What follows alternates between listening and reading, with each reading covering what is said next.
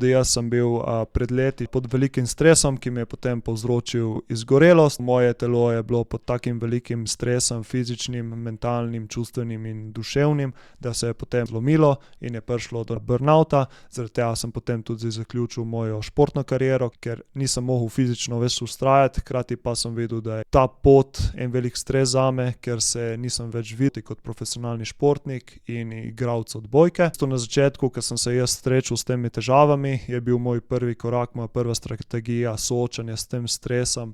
z raznimi tehnikami za sproščanje in obvladovanje stresa, recimo meditacija,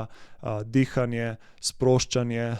hoja v naravi. Vse to je pomagalo do neke točke, vendar da sem res odpravil ta kronični stres, sem mogel iti globlje, se pravi, mogel sem razumeti, od kje prihaja ta stres, kaj mi želi povedati, in potem, ko sem začel delati enkrat na teh signalih oziroma teh področjih, iz katerih so prišli signali, potem se je vse začelo umirjati in počasi sem prišel nazaj k sebi in s tem tudi izboljšal svoje splošno življenje in zdravje.